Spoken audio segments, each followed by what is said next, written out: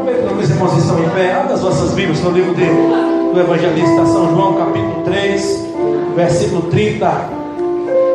Aleluia. Capítulo 3, versículo 30, diz assim, eu vou ler, os irmãos repita, diz assim: é necessário que ele cresça e eu diminua. Os irmãos, é necessário que ele cresça e eu diminua. Mais uma vez, é necessário que ele cresça e eu diminua.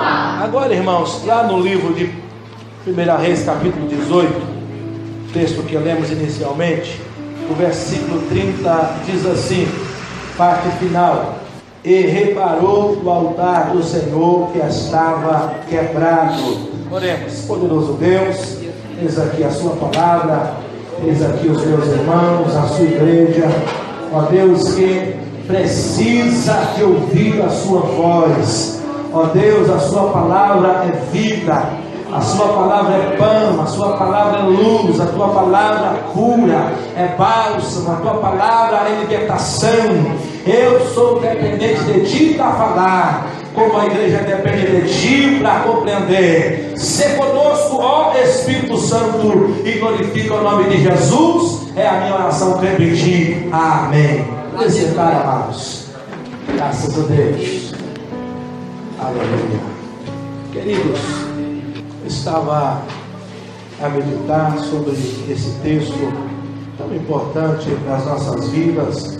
Na verdade, esses dois textos, primeiro, quando o profeta João Batista, ele estava batizando, de repente chegou alguns dos fariseus e disseram assim para o profeta João: olha, João, profeta João, aquele a quem você testificou dele lá no deserto, lá no Jordão, ele está batizando mais discípulos que você. Ele passou à sua frente, ele está na sua frente, você não está batizando tanto quanto ele batiza.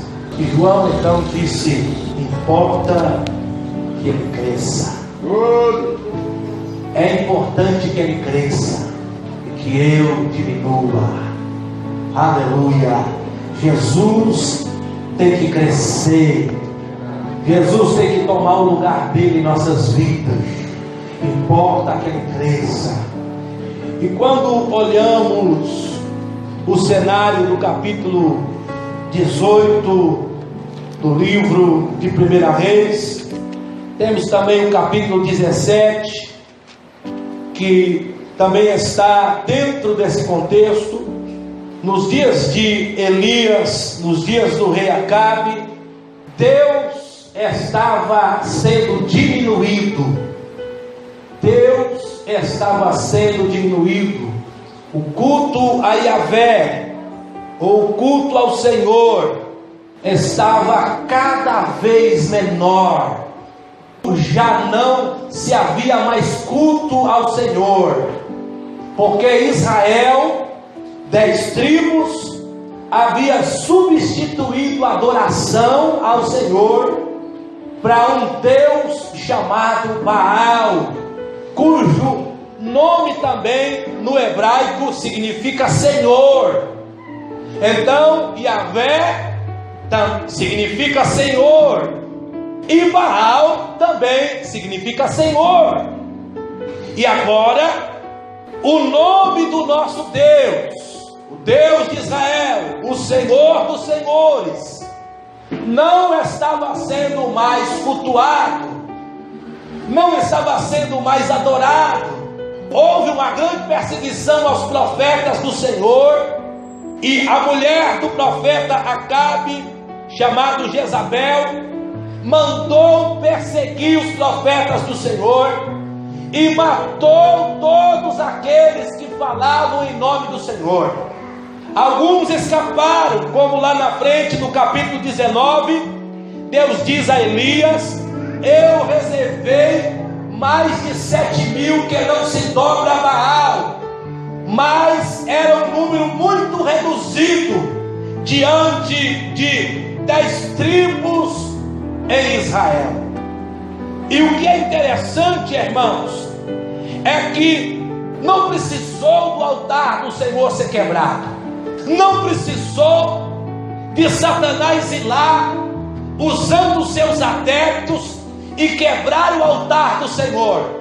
Não precisou, bastou ele perseguir os profetas do Senhor, bastou Jezabel matar muitos dos profetas do Senhor, bastou reprimir a adoração ao Senhor, e agora Israel já não adorava mais.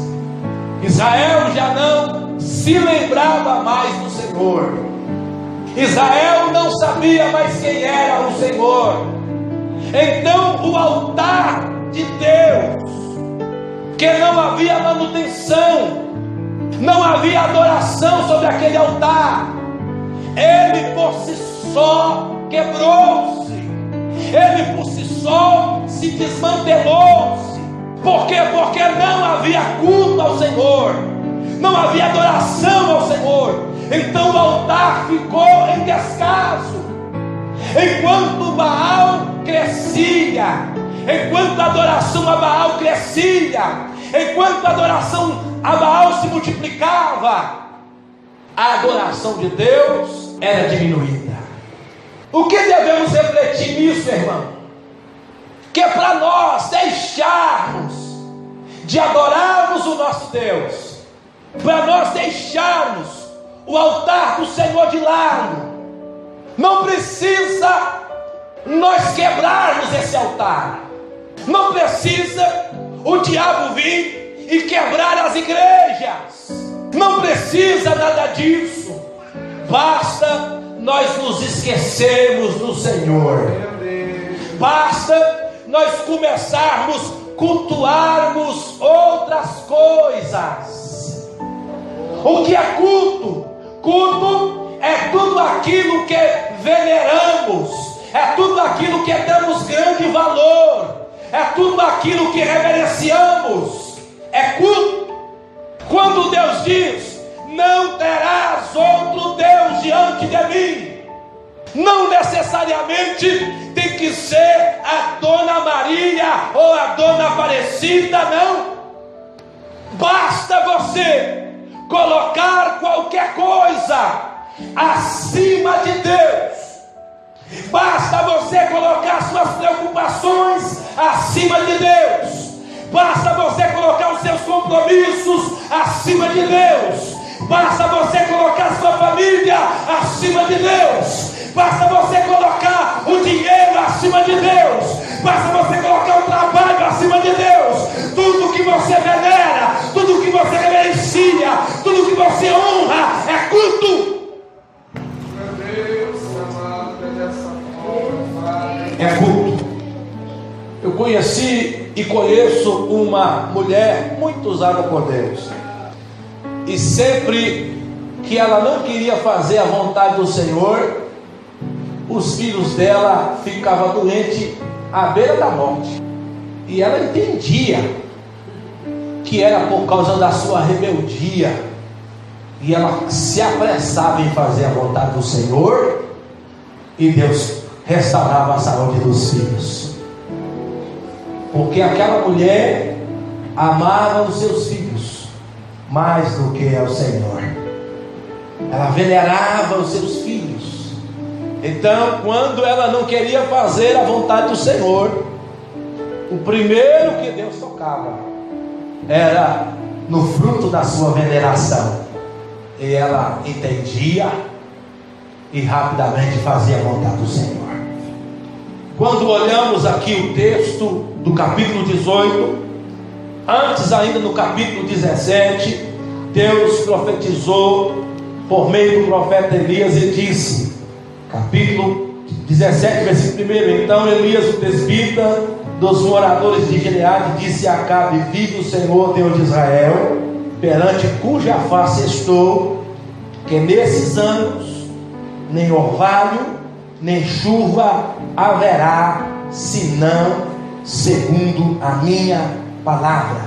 Nem orvalho nem chuva. Queridos, isso é seca mesmo, Porque por mais que não chova, serena, não é?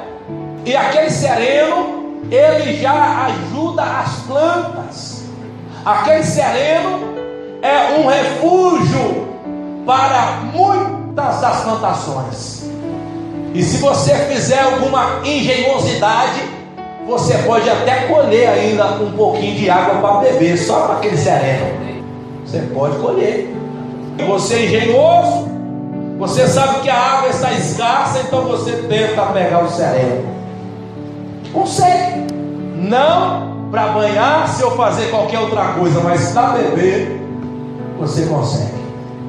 Mas Deus disse: nem orvalho, não vai ter sereno, não vai ter chuva, nem vai ter sereno, até que eu volte aqui e diga que vai chover.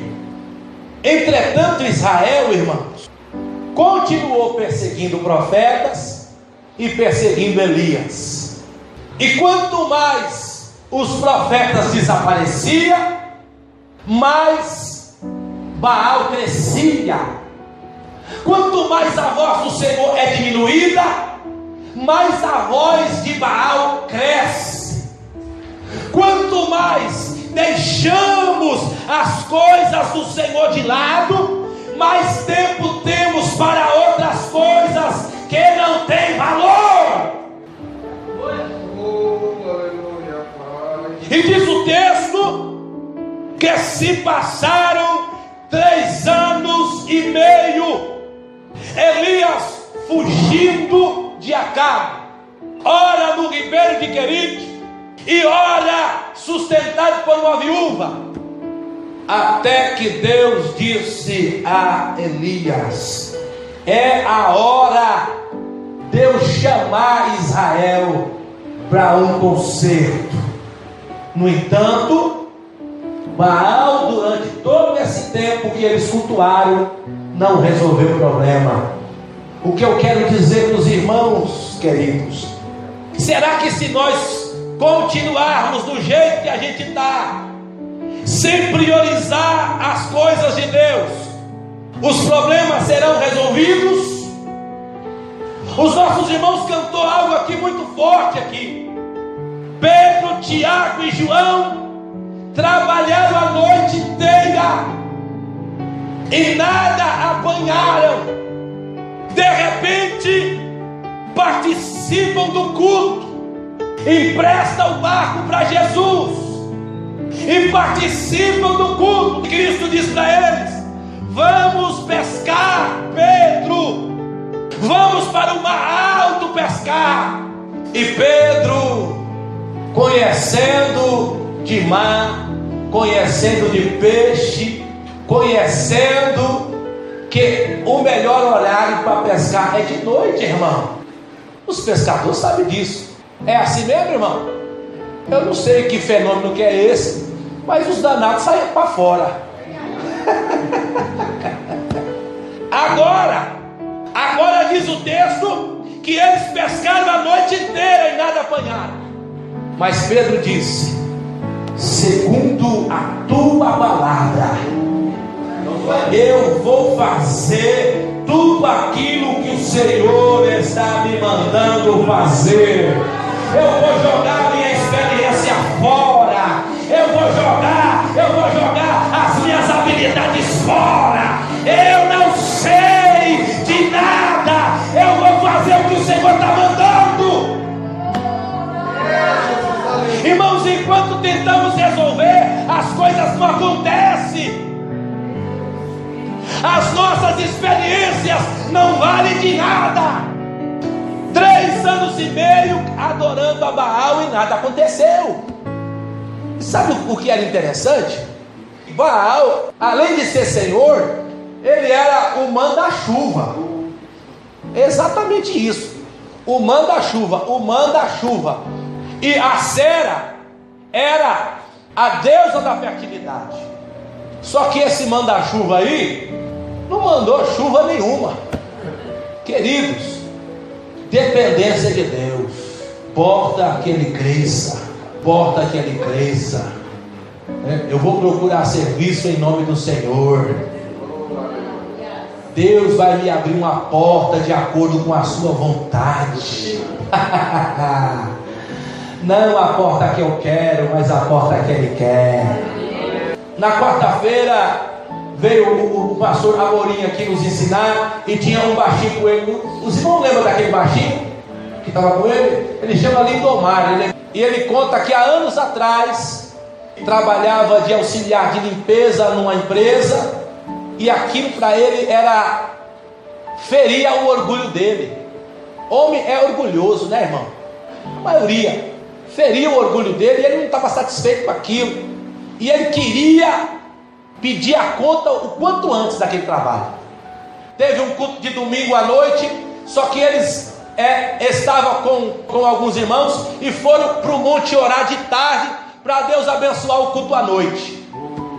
E ele conta que lá, enquanto ele orava, ele estava pensando assim: amanhã eu vou pedir a conta, amanhã eu vou pedir a conta, eu não vou ficar mais naquela empresa mais, amanhã é o dia de eu pedir a conta. Quando terminou a oração no monte, o irmão falou assim para ele: irmão Lindomar, Deus está dizendo para você não pedir a conta não, viu? Não pede a conta não, fique lá, que Deus vai te abençoar naquele lugar. Aí ele ficou em paz e agiu conforme a palavra do Senhor.